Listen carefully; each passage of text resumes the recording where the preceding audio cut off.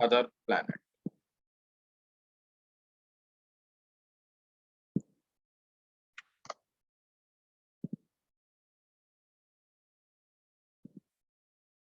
Find minimum value of u.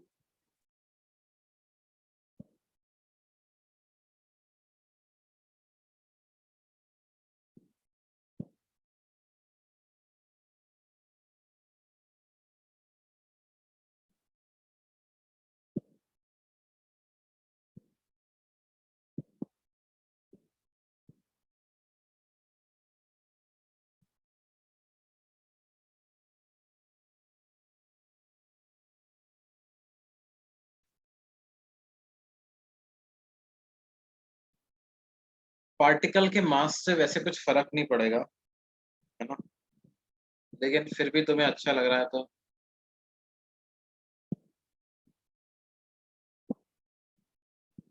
कुछ मान लो, है ना।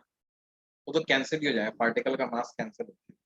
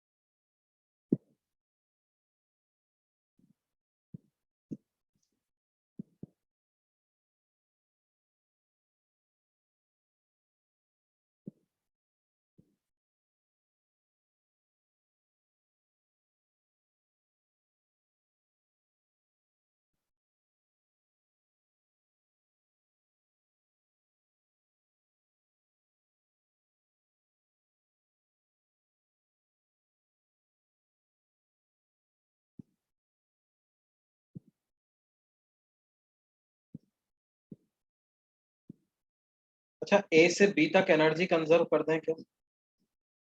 ए से बी तक।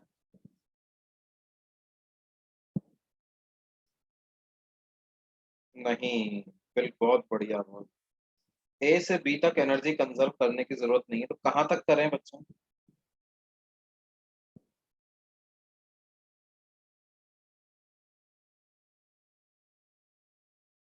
बिल्कुल सही, बिल्कुल सही, वहां तक जहां पे फील्ड जीरो हो रहा हो। नहीं, पोटेंशियल इक्वल की बात नहीं है, फील्ड इक्वल होना चाहिए।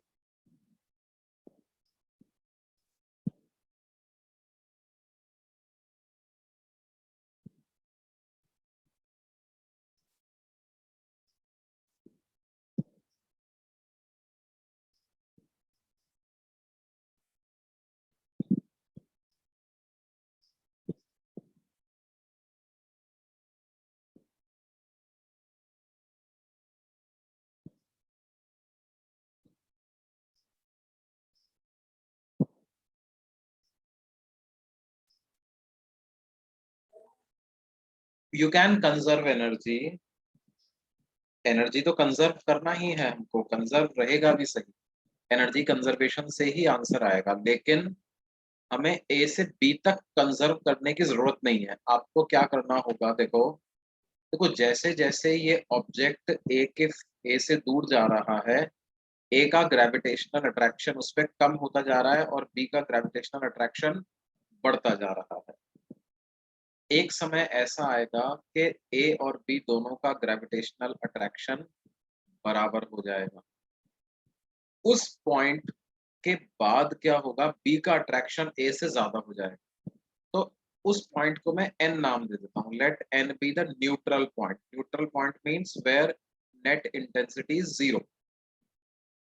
So I have to just make sure that the particle somehow crosses the end point. बिल्कुल जीरो वेलोसिटी से भी इसको क्रॉस कर जाए, उसके बाद तो बी अपने आप उसको अपनी ओर पुल कर लेगा। बी का पुल ए से ज्यादा हो ही जाएगा। हाँ, तो हमें क्या है, पहले वो न्यूट्रल पॉइंट पता कर लेना है जिसके बाद बी का अट्रैक्टिव फोर्स ए से ज्यादा हो जाता है, और बस न्यूट्रल पॉइंट तक इसको भेजना है। न्यूट्रल पॉइंट पे इसकी वेलोसिटी को हमें जीरो करना है या जीरो से जस्ट थोड़े से बड़े करना है ना। समझ में आई बात बच्चों, क्या अप्रोच लगानी होगी इस क्वेश्चन।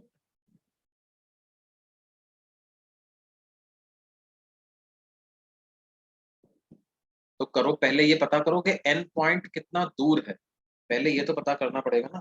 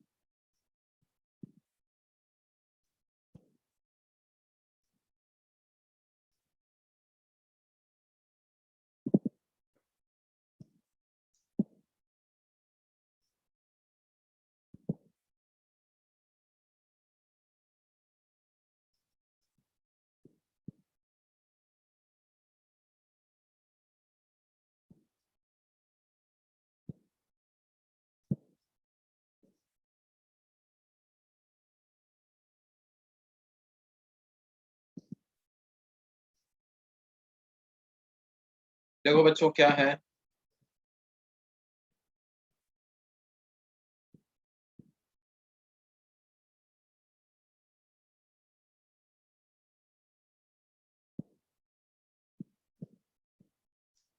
देखो मान लेते हैं कि जो ए स्फेयर है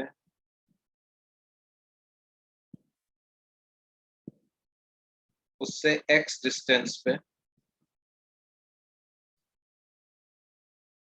इंटेंसिटी जीरो हो रही है। ये डिस्टेंस अगर एक्स है तो दूसरे वाले स्फेयर से जो डिस्टेंस हो जाएगी वो कितनी हो जाएगी बेटे, simply it will be 10r minus x.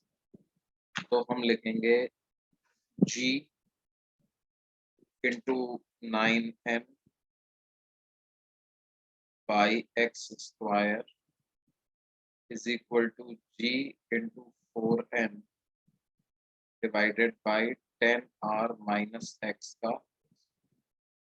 तो जी एम से जी एम कैंसिल हो गया, तो रूट ले लोगे तो 3 divided by x is equal to 2 divided by 10r minus x. तो 30r minus 3x is equal to 2x।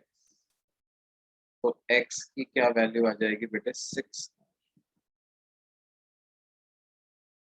x की वैल्यू आ जाएगी कितना, 6। पहले वाले स्फीयर से 6r डिस्टेंस पर ऐसा होगा कि इंटेंसिटी जीरो हो जाए। पोटेंशियल जीरो नहीं करना है अपन, इंटेंसिटी जीरो करना है। इंटेंसिटी जीरो हो गई मतलब जितना फोर्स 9m लगा रहा है उतना ही 4m लगा। अब इस पॉइंट से जब आप 4m की तरफ बढ़ोगे तो जाहिर सी बात है कि 4m का फोर्स बढ़ जाएगा, 9m का कम हो जाएगा, तो नेट फोर्स 4m की तरफ लगाना है, लगने लग जाएगा, अपने आप पहुंच जाएगा। अब हम क्या करें, ए पॉइंट से एन पॉइंट तक एनर्जी कंजर्वेशन कर दो। Mechanical energy conservation from A to N. Mechanical energy conservation from A to N कर दो। तो ए पर पोटेंशियल एनर्जी कैसे लिखेंगे, देखो पार्टिकल का mass multiplied by A point का पोटेंशियल। अब दोनों की वजह से लिखना पड़ेगा, तो minus G 9m by 2r minus G 4m divided by 8r, है ना। 9m की वजह से पोटेंशियल क्या हो जाएगा, minus G 9m by 2r minus G 4m by 8r plus half m u square, ये किसके बराबर आ जाएगा, पार्टिकल का मास मल्टीप्लाइड बाय, अब मुझे पोटेंशियल लिखना है इस न्यूट्रल पॉइंट का, तो minus G 9m divided by, उसके सेंटर से डिस्टेंस तो 6r है, minus G 4m divided by, उसके सेंटर से डिस्टेंस है 4r, और यहाँ पर मैं चाहता हूँ कि जस्ट पहुंच जाए, जीरो वेलोसिटी से भी पहुंच जाए तो चल जाएगा मेरे को। तो ये 4 2 जा 8, ये ऐसा आ जाएगा, तो एल एच एम सब जगह से आप कैंसिल कर दो, तो एल एच एस में आपके पास आ जाएगा माइनस 9 और 1 10, 10 GM/2r, 10 GM minus 10 GM/2r plus you square by 2, और ये कितना आ जाएगा, 3 3 जा 9, 3 2 जा 6, माइनस 3 GM/2r माइनस GM/r, तो माइनस 5 GM/, है ना, ये 4 से 4 कैंसिल हो जाएगा, और 3/2 प्लस 1 माइनस 5 GM/2r, तो 2 से 2 कैंसिल हो जाएगा, यू स्क्वायर की क्या वैल्यू आ जाएगी, 10 GM minus 5 10 GM/r minus 5 GM/r, you की वैल्यू आ जाएगी √GM/,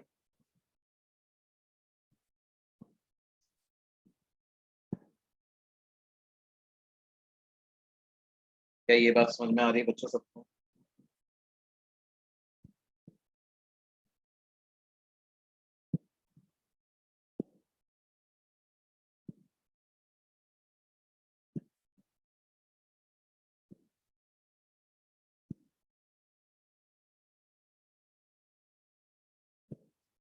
यस यस।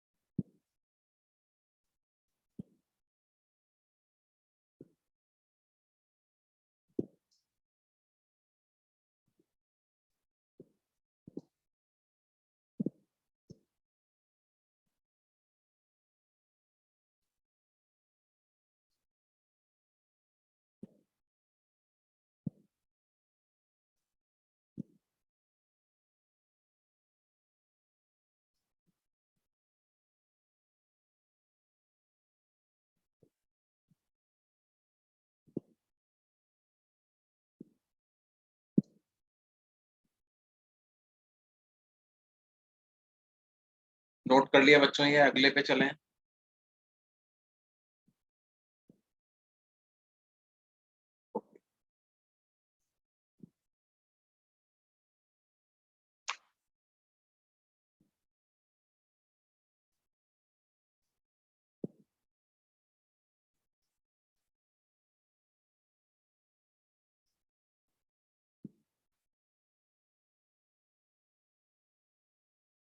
और हमसे कहा जाए कि अ प्लैनेट हैज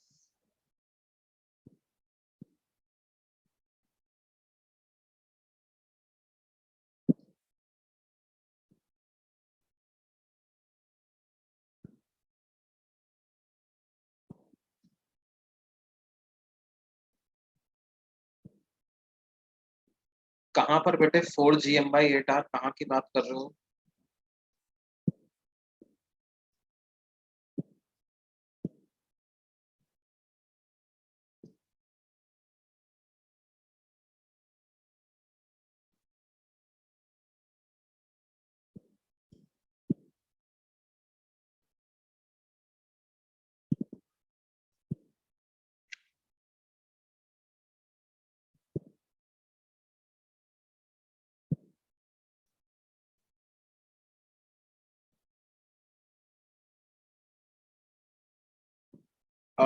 ये इस वाले इसकी बात कर रहे हो क्या तुम यहाँ पे?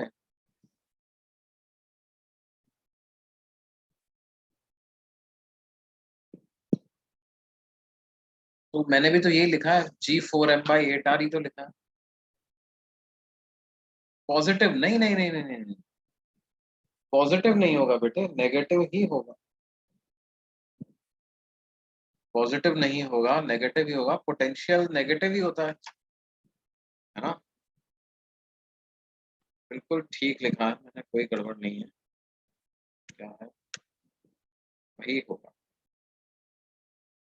नेगेटिव ही होगा, पॉजिटिव वगैरह लिखने की कोई जरूरत नहीं।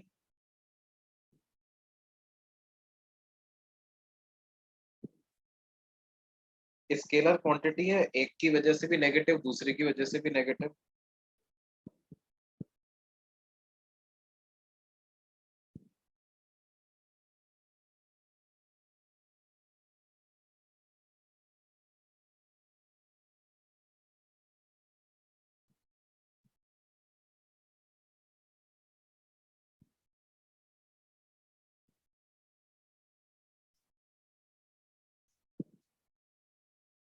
मान लो हमसे कहा जाए, a planet has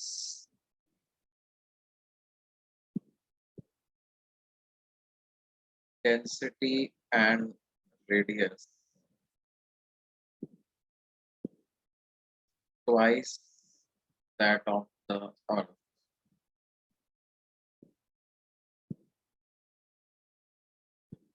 Then find the escape velocity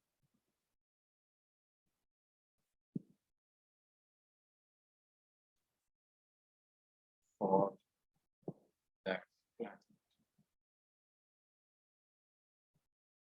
Find the escape velocity for that.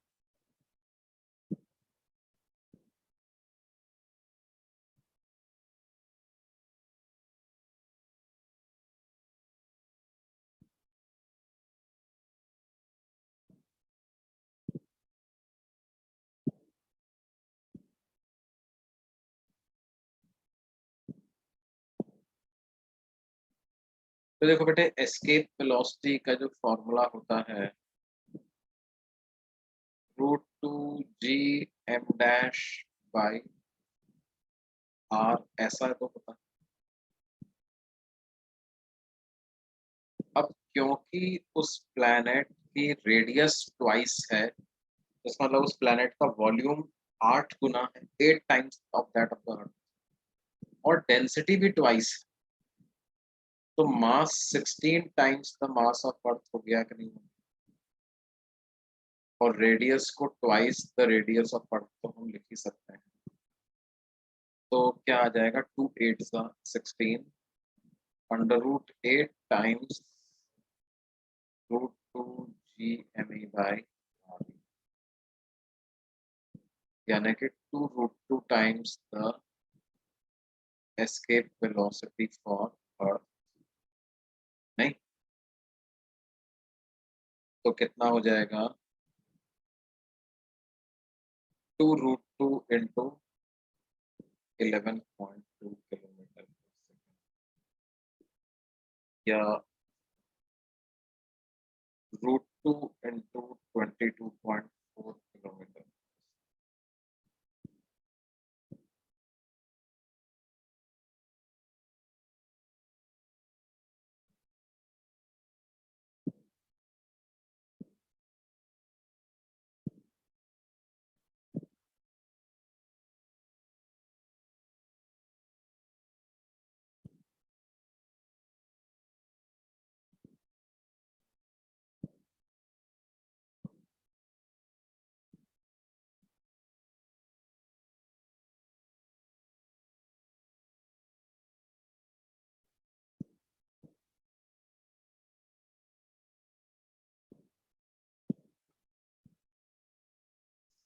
क्या ये बात समझ में आ रही है बच्चों?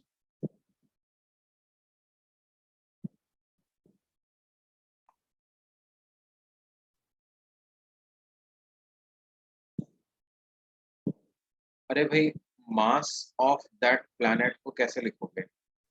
Density of planet into 4/3 pi radius of planet का क्यूब।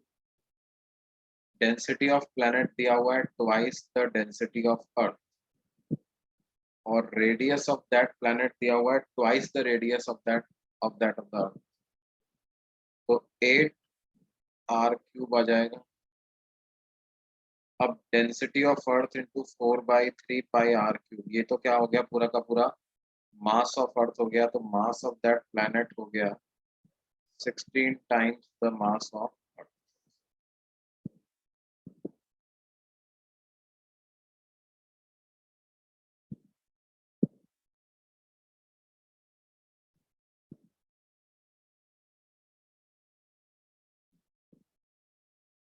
क्यों बच्चों,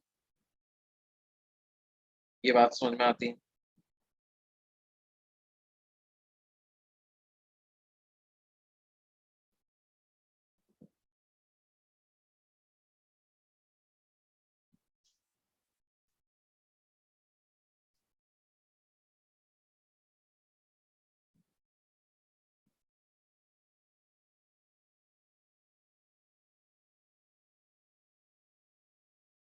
बेटा ये 2 8 से कैंसिल हुआ ना, 2 8 16, तो वही तो ये √8 आया।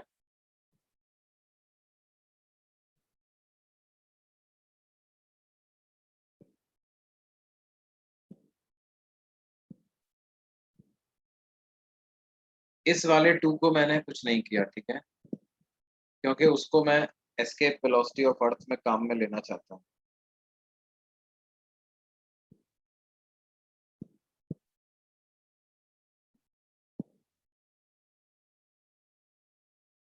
समझ में आई बात बच्चों?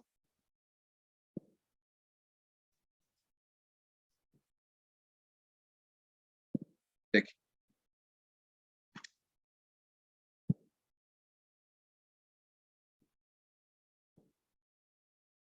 अब देखो, मान लो कि हमसे कहा जाए कि भाई ये कोई प्लैनेट है या अर्थ है, और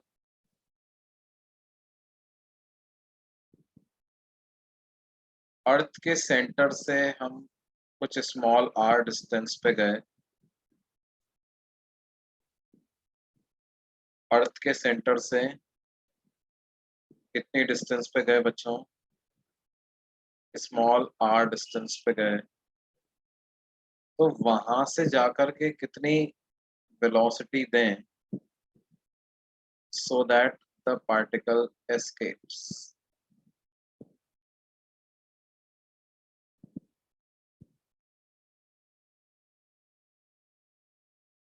फाइंड v मिनिमम, ऐसा पूछ रहा है। कितनी मिनिमम वेलोसिटी दें कि पार्टिकल एस्केप कर जाए? m is mass of earth, r is its radius। हम किसी p पॉइंट पे हैं, वहां से कितनी वेलोसिटी दें कि पार्टिकल एस्केप करे?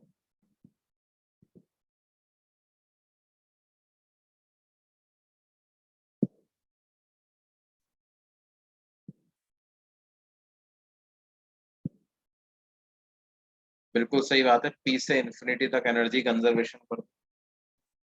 या देखो, एस्केप वेलोसिटी पता लगाने का एक तरीका, एक नजरिया ये भी होता है कि हम क्या कर दें, टोटल एनर्जी को जीरो कर दें, क्योंकि इन्फिनिटी पर मिनिमम एनर्जी जीरो ही तो हो सकती है। तो ½ mv² plus m into -gm/r को आप जीरो कर दो, तो v की वैल्यू सिंपली आ जाएगी √2gm/। ये आ जाएगा कि नहीं आ जाएगा?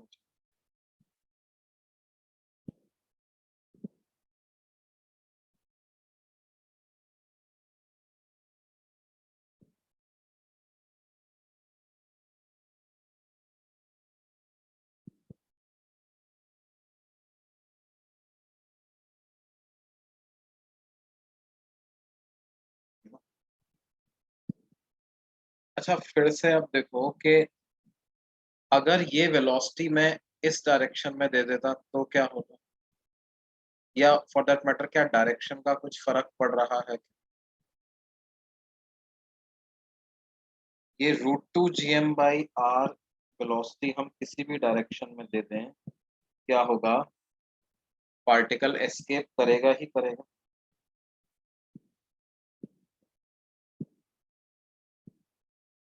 देखो क्वेश्चन क्या था बेटे, क्वेश्चन ये है कि पी पॉइंट से कितनी मिनिमम स्पीड दें कि ये पार्टिकल एस्केप कर जाए। What if direction is towards the earth? हाँ हाँ, तब तो एस्केप नहीं कर पाएगा ऑब्वियसली। ठीक है, अर्थ की तरफ होगा तब तो एस्केप नहीं कर पाएगा। हाँ, उसको छोड़ दो, बाकी सब पर एस्केप कर जाए।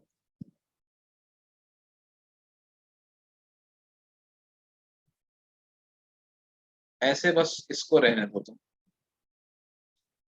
बाकी सबके लिए ये एस्केप कर जाए।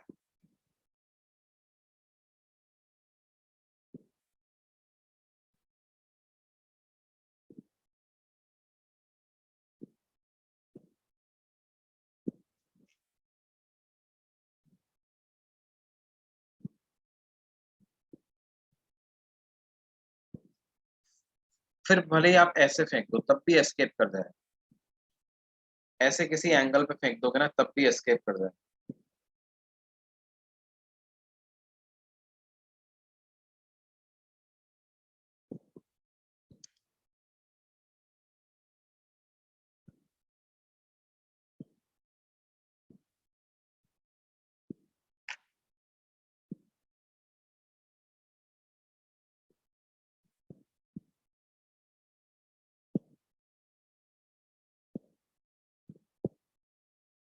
अब देखो क्या है, मान लो हमने एस्केप वेलोसिटी से कम वेलोसिटी दी है ना, तो क्या होगा, अर्थ की सरफेस पे है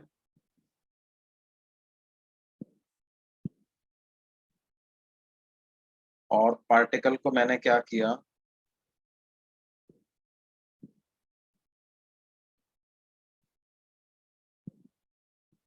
it will come back to earth surface, है ना।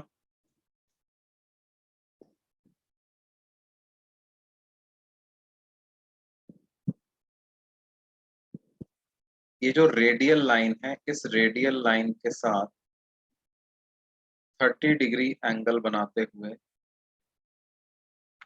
मैंने पार्टिकल को वेलोसिटी दे दी। कितनी वेलोसिटी दे दी, √gm/r वेलोसिटी पार्टिकल।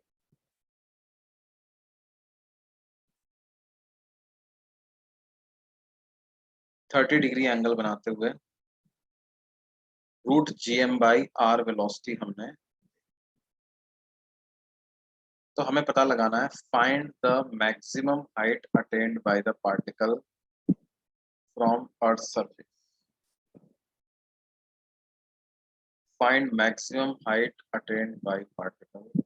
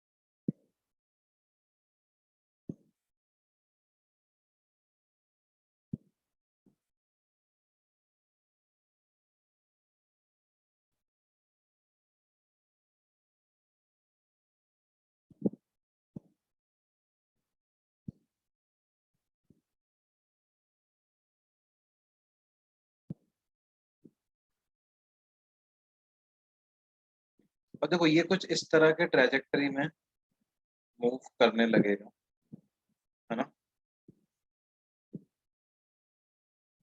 और हमेशा फोर्स इस पर अर्थ की वजह से अर्थ के सेंटर की तरफ लगता रहे।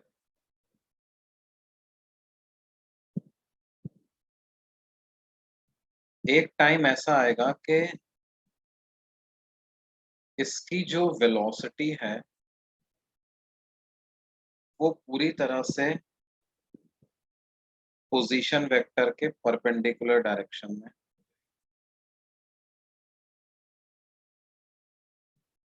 वेलोसिटी पूरी तरह से किधर हो जाएगी, पोजीशन वेक्टर के परपेंडिकुलर डायरेक्शन में वेलोसिटी,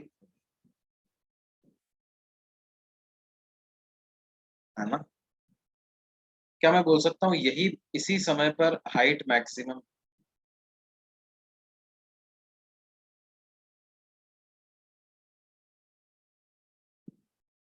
क्योंकि इसके बाद क्या होगा, इसके पास अर्थ के सेंटर की तरफ भी कुछ वेलोसिटी आ जाएगी, तो फिर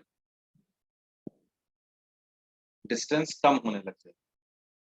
इसके पहले तक ऐसा था कि एक वेलोसिटी का कंपोनेंट अवे फ्रॉम सेंटर भी था, रेडियली आउटवर्ड डायरेक्शन में भी था, और एक ऐसा परपेंडिकुलर डायरेक्शन में भी था। अब क्या हो गया, पूरा का पूरा परपेंडिकुलर, इसके बाद क्या हो जाएगा, इसके बाद वो अर्थ के सेंटर की तरफ आ।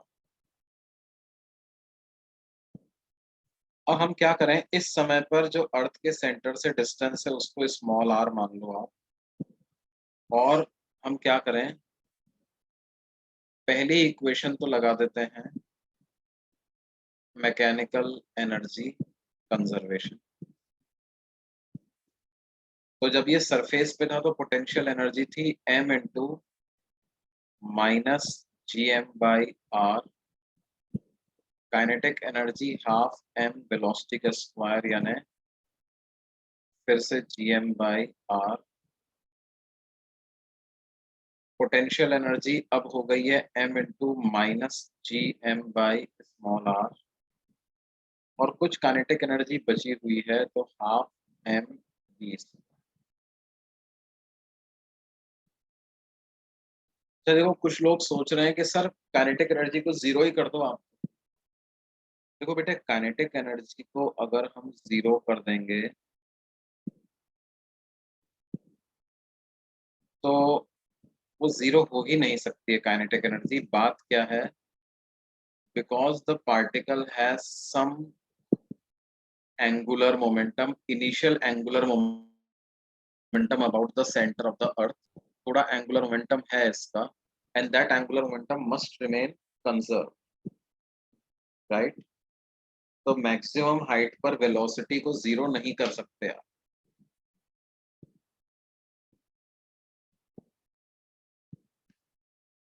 ठीक है।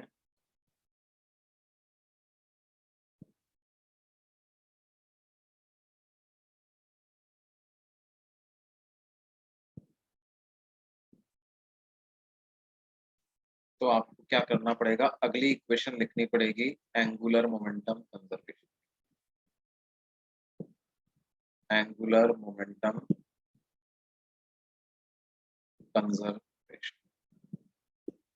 तो जब सरफेस पे था, क्यों कंजर्व कर पा रहे हैं एंगुलर मोमेंटम, क्योंकि फोर्स इस पे लग रहा है सिर्फ अर्थ ग्रेविटेशनल पुल, और वो हमेशा सेंटर ऑफ द अर्थ से पास हो रहा है, तो सेंटर ऑफ अर्थ के अबाउट टॉर्क जीरो होगा, angular momentum conservation about earth centre.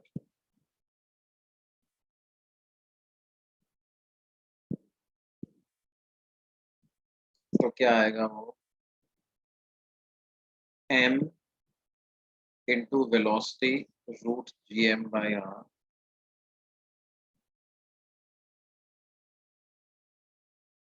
into sine 30 degree multiplied by r।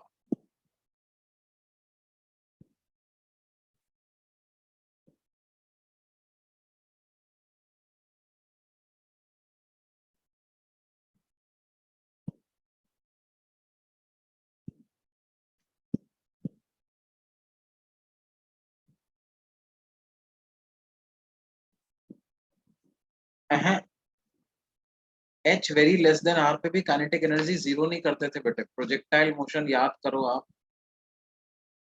Projectile motion में करते थे क्या अपन, एक जगह से भेजा तो ऐसा पाथ होता था।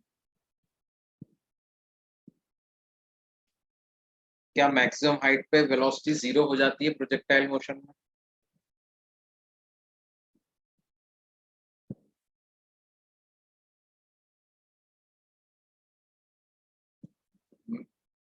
सिर्फ तभी जीरो होती है जब हम वर्टिकली अपवर्ड प्रोजेक्टर है। वर्टिकली अपवर्ड प्रोजेक्ट करने का मतलब होता है radial outward project. Vertically upward कहना या रेडियल आउटवर्ड कहना एक ही बात।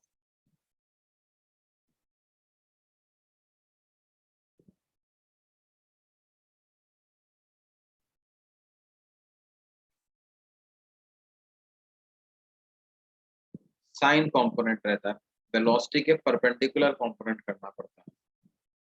तो एक कंपोनेंट इधर किया, एक इधर किया, पोजीशन वेक्टर के परपेंडिकुलर कंपोनेंट से एंगुलर मोमेंटम डिसाइड होता है।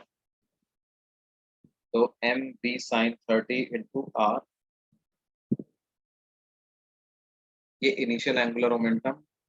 और जब ये मैक्सिमम हाइट पे आएगा तब तो वेलोसिटी पोजीशन वेक्टर के परपेंडिकुलर हो ही जाएगी पूरी की पूरी। तो उस समय पर आप सिंपली लिख दो M B into small.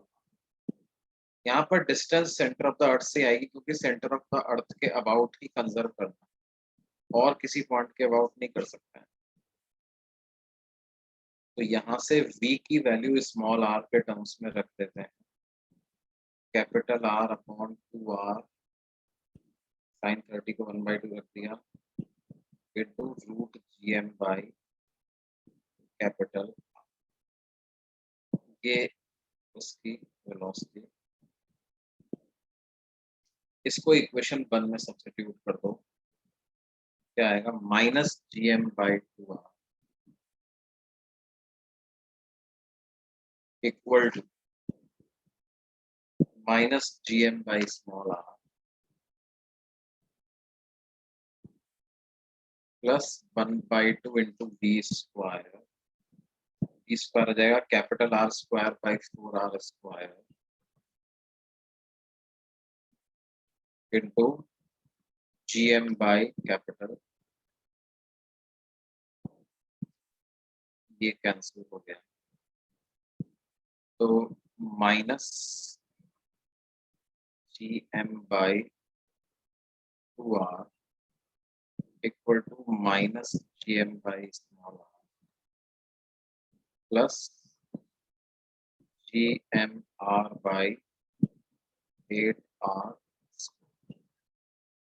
GM से GM कैंसिल कर दें, -1/2r equal to -1/r plus 1/r/8r। तो यहाँ से आप 8r स्क्वायर एलसीएम ले लो, तो -8r आ जाएगा plus r equal to -1/, -8r square is equal to -16 plus 2r। तो इससे हमारे पास आ जाएगा 8r square -16r plus 2r square is equal to 0। 2 8 is 16, 4r square -8r plus r square equal to 0। तो यहाँ से स्मॉल r की वैल्यू अपने पास आएगी, r equal to -b plus minus under root of b square -4ac divided by 2a।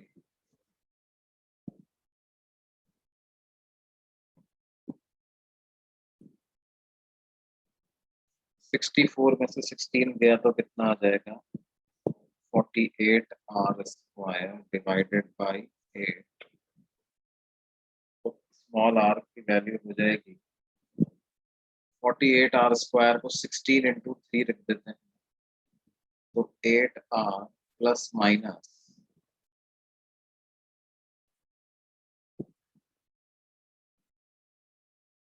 4√3r by 8।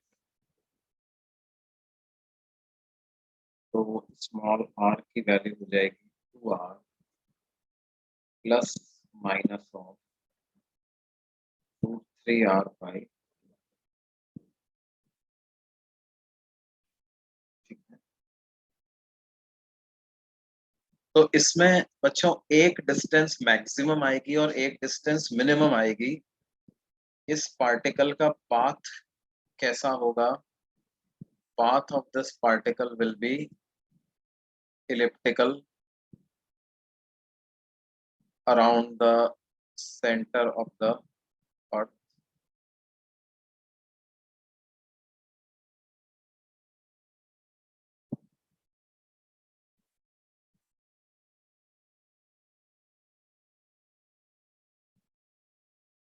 ये इस तरह का पाथ,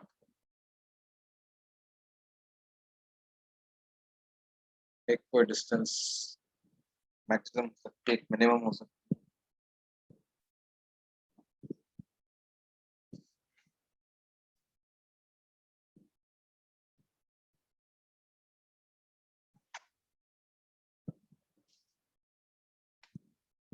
क्या ये बात समझ में आती है बच्चों सबको?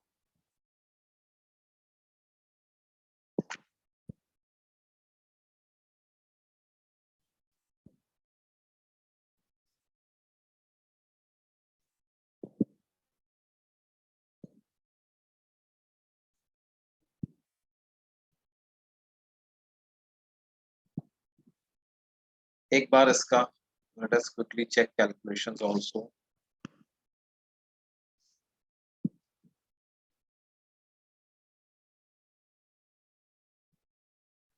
अरे हाँ, वही मैं सोच रहा था यार, एक क्या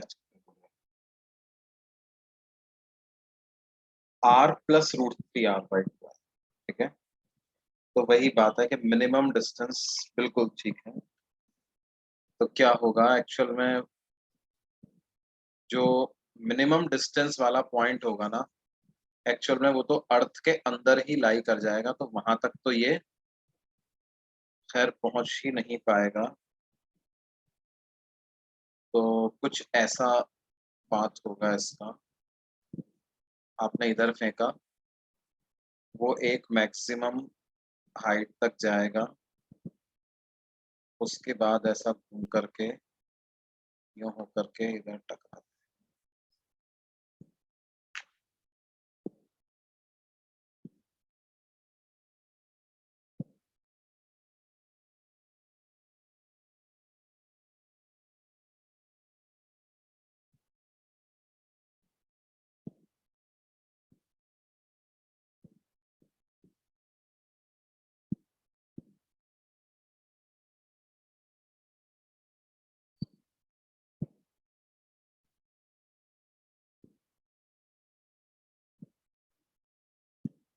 ऐसा बात होगा, है ना?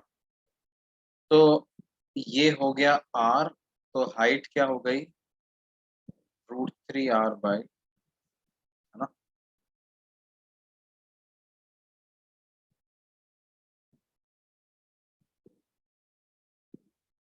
ये वाली डिस्टेंस r प्लस √3r/2 आई है ना,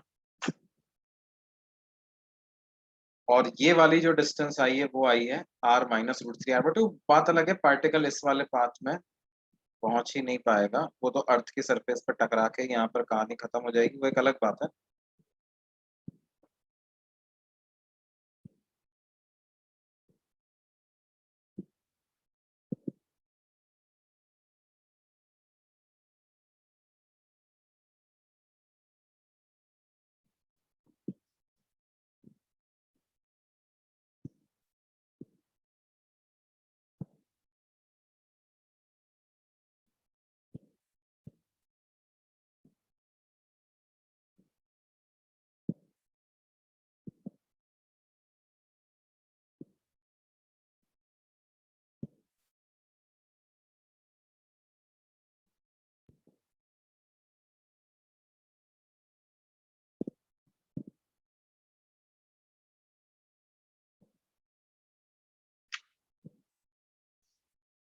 क्या ये बात समझ में आती है बच्चों सबको?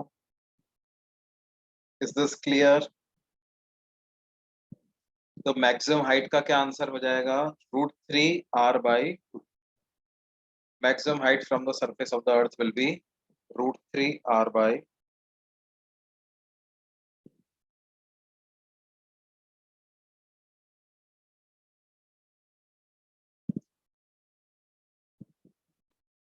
अगले क्वेश्चन पे चलें बच्चों।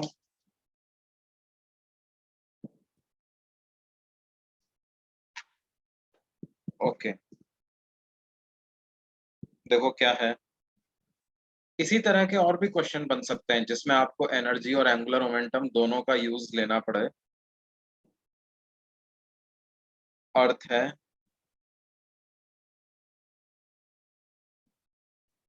देखो हमने कहा था √2 gm/r वेलोसिटी दे देंगे अगर किसी भी पॉइंट से,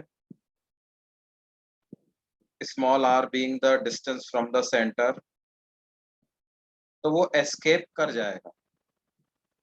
मान लो आप अर्थ की सरफेस से कुछ 2r हाइट पे ऑलरेडी हो,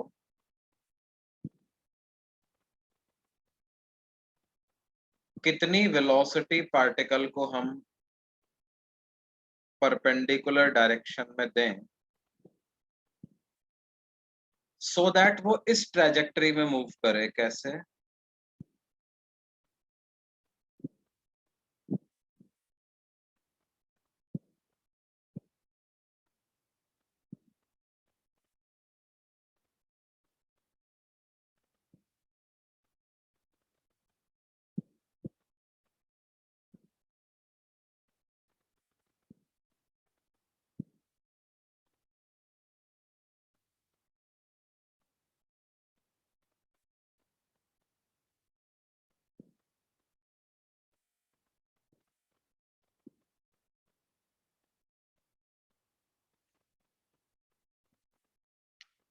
What should be the velocity v so that particle moves in a trajectory like this?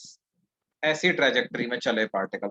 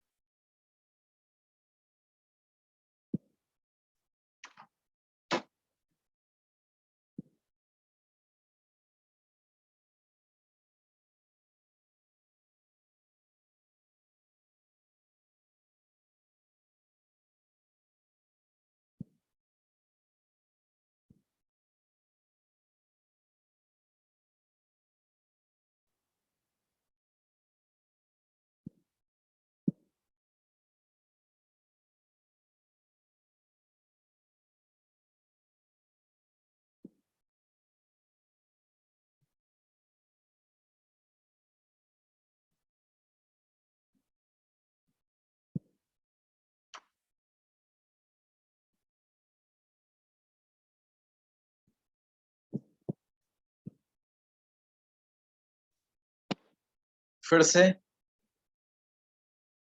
Particle जब अपने पाथ में मूव करेगा उस पर सिर्फ एक ही फोर्स लगेगा हमेशा, कौन सा? Gravitational pull of earth, and that always passes through the center of the earth.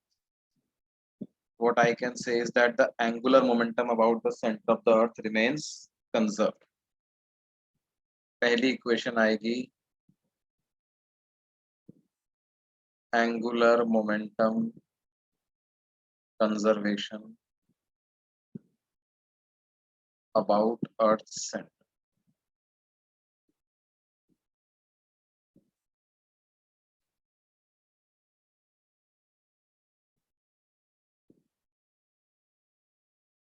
तो क्या हो जाएगा बेटे? Initial angular momentum is, what is initial angular momentum? सब लोग बताओ भाई, कितना लिखें?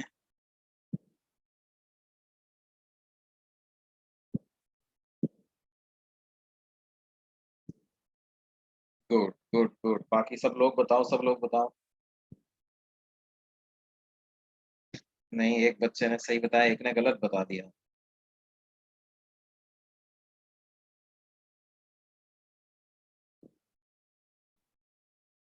सब लोग जल्दी जल्दी बताओ भाई।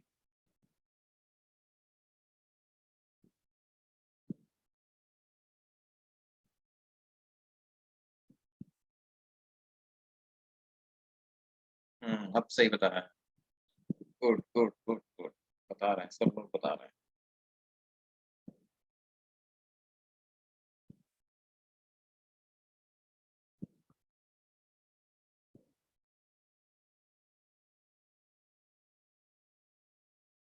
जल्दी बताओ, जिन्होंने बता दिया वो आगे करते जाओ, जिन्होंने नहीं बताया वो जल्दी बताओ चैट बॉक्स में। यार जल्दी बताओ, मेरे को थोड़ा सा अच्छा लगेगा कि हाँ भाई सवाल कर पाएंगे बच्चे हमारे।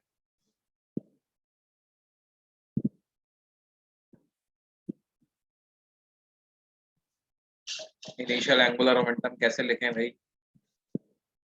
अरे सब दिया हुआ है यार, तुम्हारे सामने है, बस लिखना है, फटाफट लिखो।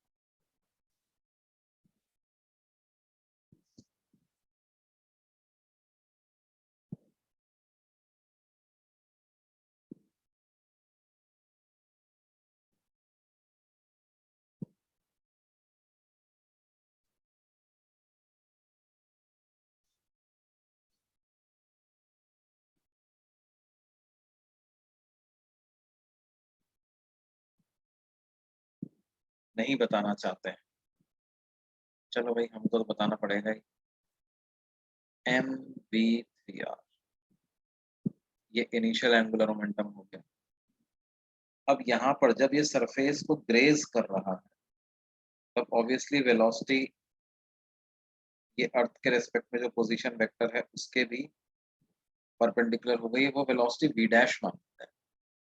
तो तब एंगुलर मोमेंटम हो जाएगा MV-R, यानी v डैश की वैल्यू सिंपली 3v के बराबर होगी। एक इक्वेशन ये आ गई। दूसरी इक्वेशन कौन सी लगाएंगे? Energy conservation. तो एनर्जी कंजर्वेशन लगा दोगे, m into minus GM/3R plus half MV² is equal to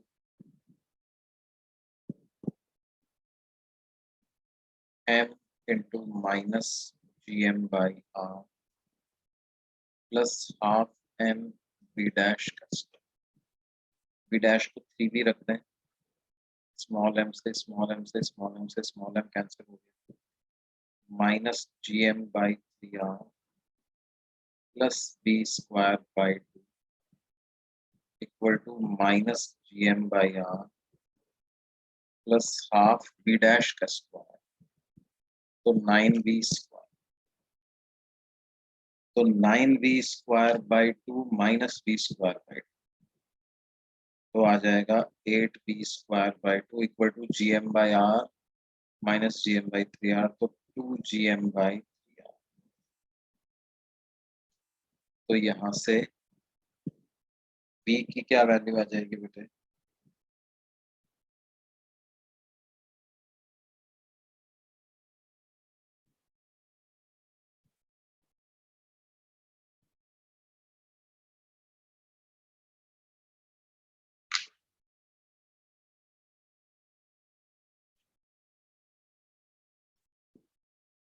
v की वैल्यू आ जाएगी √GM/6।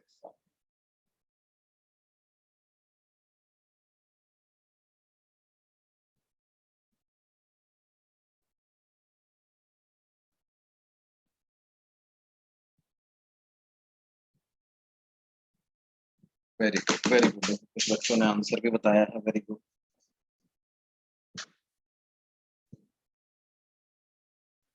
है ना? अब देखो बच्चों क्या होता है कि भाई सीधी सी बात है कि जब हम किसी पार्टिकल को वेलोसिटी एस्केप वेलोसिटी के बराबर दे देते हैं, इसका मतलब हम उसकी टोटल एनर्जी को जीरो कर देते हैं, which is the minimum energy required to escape to infinity. अगर आप वेलोसिटी को एस्केप वेलोसिटी से बड़ा कर देते हो तो आपने टोटल एनर्जी को ग्रेटर देन जीरो कर दिया, स्टिल एस्केप्स टू इन्फिनिटी। लेकिन अगर वेलोसिटी एस्केप वेलोसिटी से कम दे दी तो आपने टोटल एनर्जी को नेगेटिव ही रखा हुआ है अभी भी। इसका मतलब पार्टिकल revolves around earth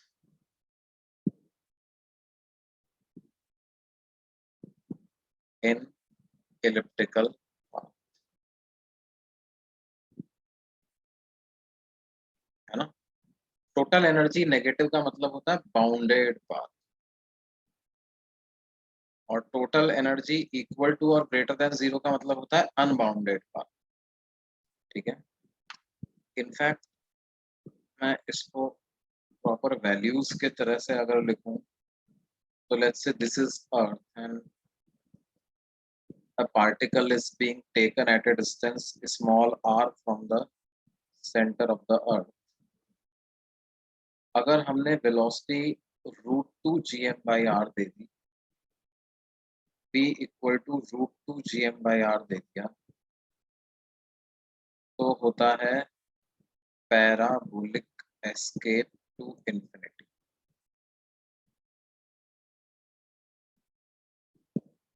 अगर वेलोसिटी ग्रेटर देन √2 gm/r दे दिया तो इसका पाथ हो जाता है हाइपरबोलिक एस्केप टू इंफिनिटी।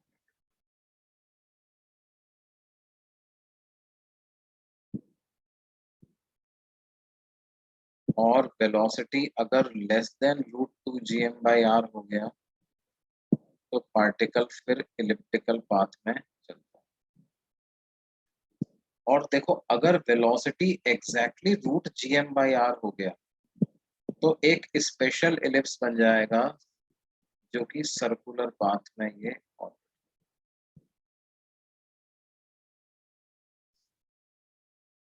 है ना। ये कैसे आया, ये तीनों तो समझ में आ गए होंगे तुमको। ये कैसे आया, देखो एग्जैक्टली वो पैराबोला आ जाता है कि हाइपरबोला आ जाता है, ये बहुत ज्यादा इसका रिगरस प्रूफ है, उसको हम अभी नहीं छेड़ेंगे, है ना।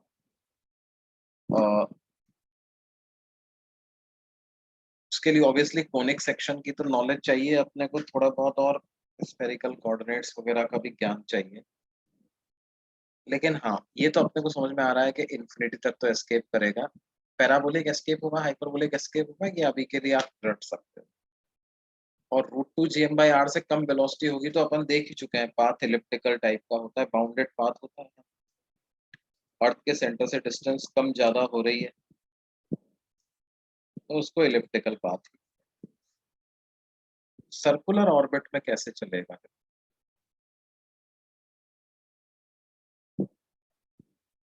सर्कुलर ऑर्बिट में अगर हमें चलाना है पार्टिकल को तो आप r डिस्टेंस पे जाओ और ऐसे रेडियस वेक्टर के परपेंडिकुलर डायरेक्शन में कुछ वेलोसिटी दे दो, और इतनी वेलोसिटी दो कि सेंट्रीपिटल फोर्स की उतनी ही जरूरत पड़े जितना कि अर्थ ग्रेविटेशनल फोर्स लगा रही। तो अर्थ कितना ग्रेविटेशनल फोर्स लगा रही है, G capital M small M by R square, और सेंट्रीपिटल फोर्स की भी इतनी ही जरूरत पड़े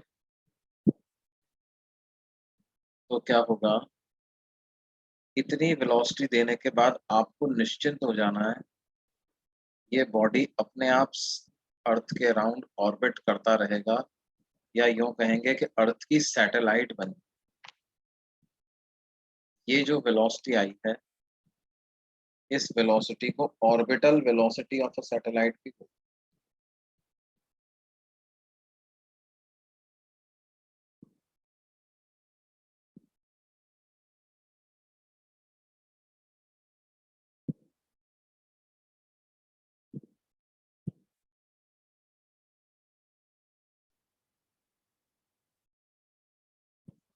velocity of satellite in circular orbit of radius small r, वो ऐसा होता है। ये भी एक तरह का बाउंडेड पाथ ही है, देखो सर्कुलर पाथ भी बाउंडेड है, इलिप्टिकल पाथ भी बाउंडेड है।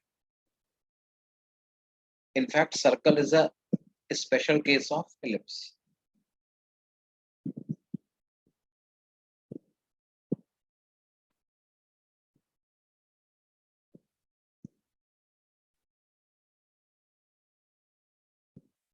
क्या ये बात समझ में आती है बच्चों?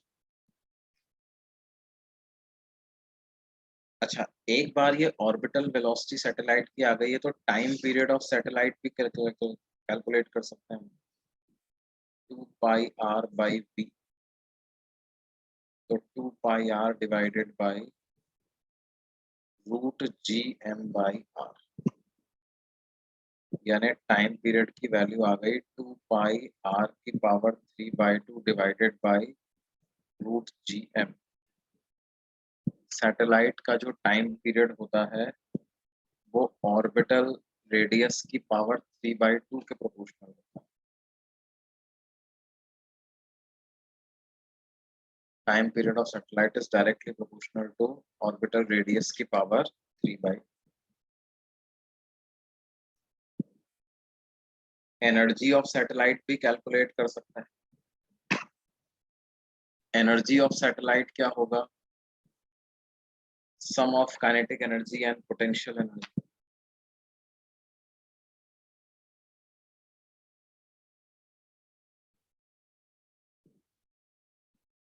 इन इट्स ऑर्बिट।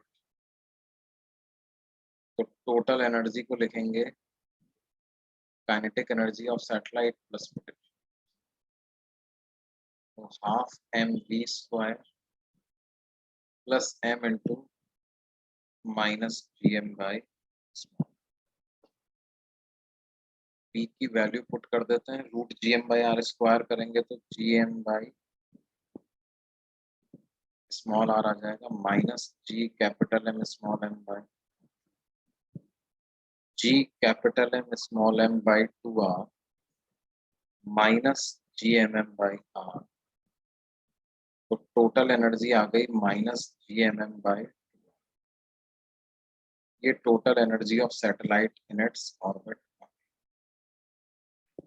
टोटल एनर्जी इतनी आ रही है, काइनेटिक एनर्जी आ रही है ये g capital M small m by 2r,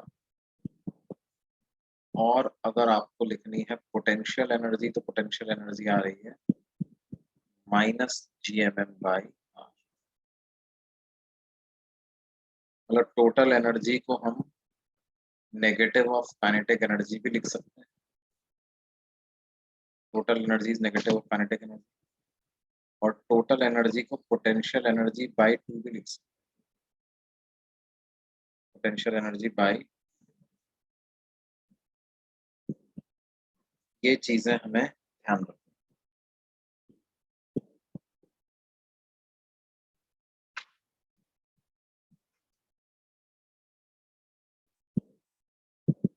work required to shift satellite from one orbit to another,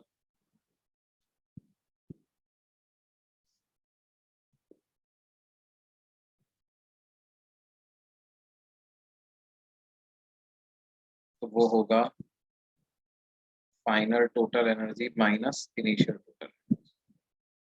देखो इसमें क्या है, सैटेलाइट को ऑर्बिट शिफ्ट करोगे तो you can not keep the kinetic energy same, आपको काइनेटिक एनर्जी बदलनी ही बदलनी पड़ेगी, इसलिए टोटल एनर्जी में चेंज निकाला जाता है ना।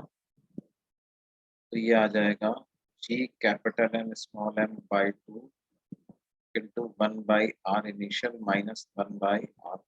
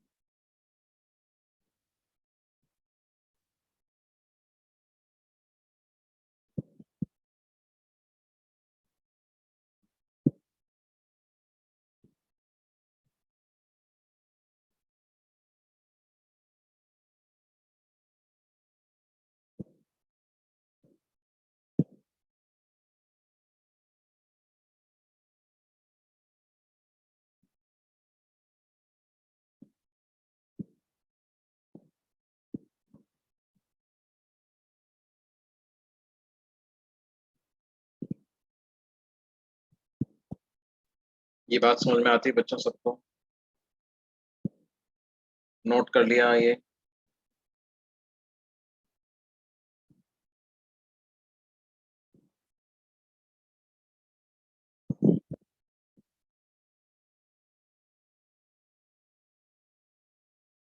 नोट कर लो भाई। पिछला पेज भी देखना है क्या किसी को? वो मैंने जल्दी से लिख दिया था।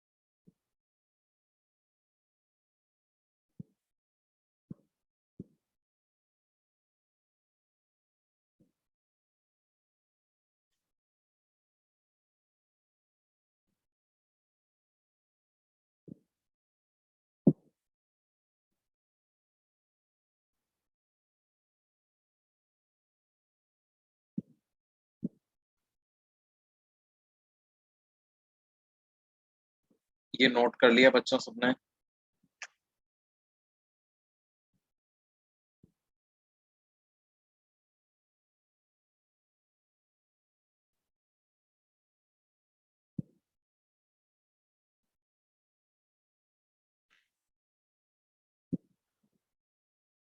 अच्छा, अब इसमें देखो क्या होता है।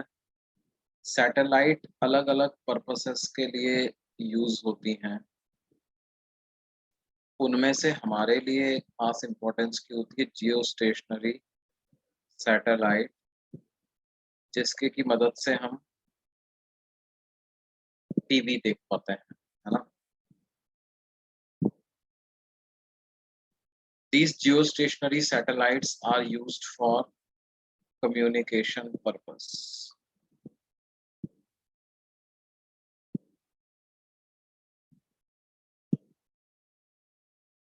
If we want to use a satellite for communication purpose, it is very important कि वो सैटेलाइट क्या हो, अर्थ के किसी भी पॉइंट के रेस्पेक्ट में उसकी पोजीशन स्टेशनरी रहे, है ना? और ये तभी हो पाएगा कि वो सैटेलाइट भी उतनी ही एंगुलर स्पीड से घूमे जितनी एंगुलर स्पीड से अर्थ घूम रही। अदरवाइज अर्थ से उसकी पोजीशन स्टेशनरी नहीं रहे। जैसे यहाँ वाला बंदा है, ये सैटेलाइट को कोई सिग्नल रिसीव करना चाहता है, तो उसको क्या करना है? सिर्फ एक ही बार अपने एंटीना को, या जो भी उसका डिश है, उसको एक ही बार अलाइन करना। अब इसके बाद क्या होगा? हमेशा अर्थ भी घूमेगी और ये सैटेलाइट भी सेम ओमेगा से घूमेगा, तो बार बार अलाइन करने की जरूरत नहीं पड़ेगी। ठीक है? तो क्या होना चाहिए? अच्छा, सिर्फ ओमेगा को सेम रखने से काम नहीं चलेगा। आप कह दो सर ऐसे ऐसे लॉन्च कर दूं मैं उस सैटेलाइट को। एक बात बताओ, इस तरह से जो सैटेलाइट घूम रही होगी अर्थ के अराउंड, क्या वो स्टेशनरी रह पाएगी क्या? ऐस उसकी पोजीशन वो स्टेशनरी दिख पाएगी?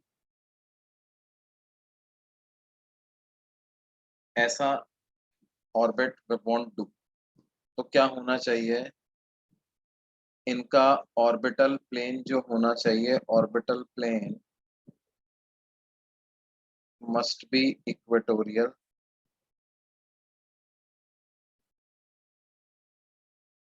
है ना, omega must be same as omega of अर्थ।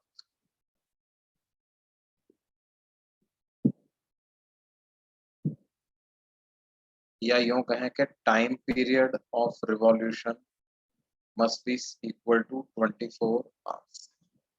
अब टाइम पीरियड ऑफ रिवॉल्यूशन हमें पता है, उसका फॉर्मूला हमने निकाला है 2 pi r⁵ divided by √g m।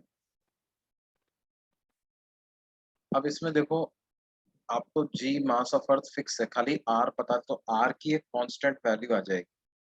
r की वैल्यू अप्रोक्सीमेटली आती है बच्चों 42,400 किलोमीटर। या अगर मैं, ये तो r आया है, अर्थ के सेंटर से डिस्टेंस इतनी होनी चाहिए। अगर हाइट निकालूं तो वो 36,000 किलोमीटर फ्रॉम अर्थ सरफेस। अर्थ की सरफेस से 36,000 किलोमीटर पे सैटेलाइट होती है, जिससे कि हम हमारा टीवी सिग्नल रिसीव करते हैं।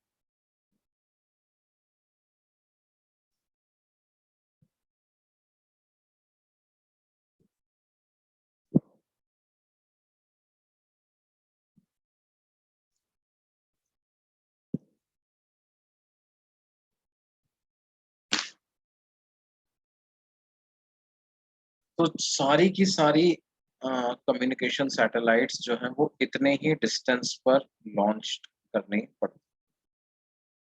देखो ये बहुत ज्यादा हाइट है ना, ये बहुत ज्यादा हाइट है, 36,000 kilometre from surface of earth. In satellites को लॉन्च करने के लिए जो व्हीकल यूज होता है, उसको, जो रॉकेट यूज होता है, उसको क्या बोलते हैं, GSL। GSLVs are powerful, more powerful than PSL। कुछ सैटेलाइट्स ऐसी होती हैं जिनको हम सिंक्रोनाइज करना ही नहीं चाहते। उन सैटेलाइट्स को क्या है, अर्थ की फोटोग्राफ्स लेने के लिए यूज की जाती है ना। अर्थ की जैसे वो लो एनर्जी ऑर्बिट्स होती में होती, अर्थ की फोटोग्राफ लेने के लिए यूज की जाती है, ताकि वेदर मॉनिटरिंग सिस्टम के लिए यूज किया जा सके। या फिर सिंक्रोनाइज का मतलब they are rotating with the same omega as that of the earth, that is what we mean by synchronized with earth, synchronized with the rotation of earth। मतलब अर्थ जिस ओमेगा से घूम रहा है, उसी ओमेगा से वो सैटेलाइट भी घूमे, तो हम कहेंगे that satellite is synchronized with.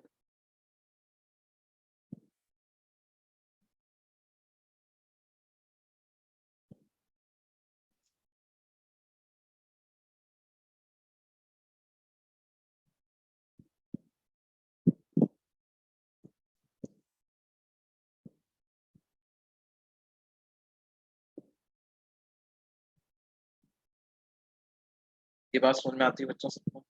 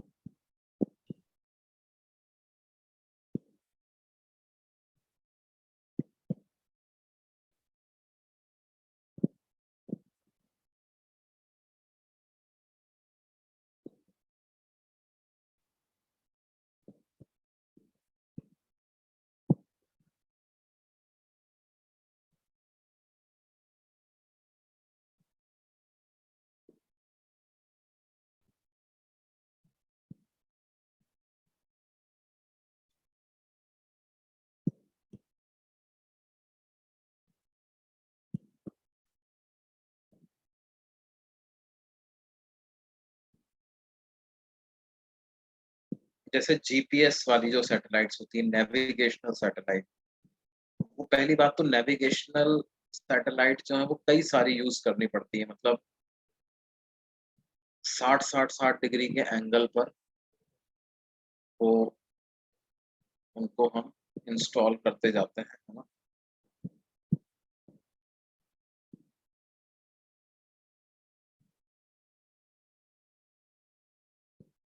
कई सारी सैटेलाइट्स एट ए टाइम काम कर रही होती हैं, जिससे कि हमें हमारा कोऑर्डिनेट्स ठीक से पता चल पाते हैं। और फिर then whatever application your phone has, it can be Google Map, it can be some other application. On the basis of coordinates obtained from the satellite, that application maps your location on Earth. तो ये हमें ध्यान रखना है। Polar satellite और जियो stationery satellite में क्या अंतर होता है? पोलर सैटेलाइट कम हाइट पे होती हैं, वो उनका प्लेन इक्वेटोरियल को ऐसा कोई ज़रूरी नहीं है। उनको लॉन्च करने में एनर्जी भी कम लगती है। पीएसएलवी से लॉन्च की होती हैं, जीएसएलवी से लॉन्च होती हैं। पोलर सैटेलाइट जो है वो वेदर प्रेडिक्शन सिस्टम के लिए यूज़ की जाती हैं। स्पाइंग पर्पस के लिए भी यूज़ की जाती हैं, एक कंट्री दूसरे कंट्री पर खुफिया जानकारी रखने के लिए भी यूज़ करता है। जियो स्टेशनरी सैटेलाइट्स को बहुत ज़्यादा डिस्टेंस पे लॉन्च किया जाता है। उनका टाइम पीरियड फिक्स होना चाहिए, 24 आवर्स भी होना चाहिए, है ना? और उनके रेडियस 36,000 किलोमीटर ही होना चाहिए। हाइट्स हाइट 36,000 किलोमीटर होनी चाहिए।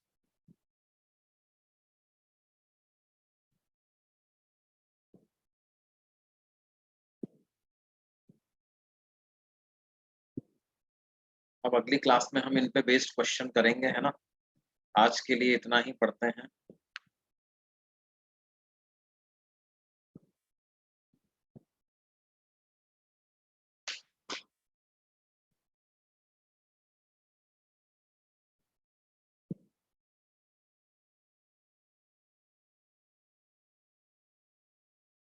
अगली क्लास में एक्सरसाइज 3 का डिस्कशन कर लेंगे बच्चों।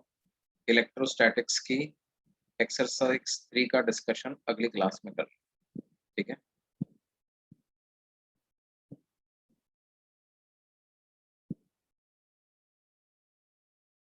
अगली क्लास के लिए ध्यान रखो, एक्सरसाइज 3 इलेक्ट्रोस्टैटिक्स का एक्सरसाइज।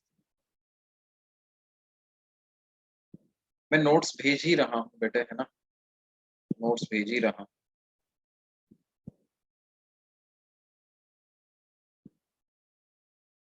Yes yes, welcome.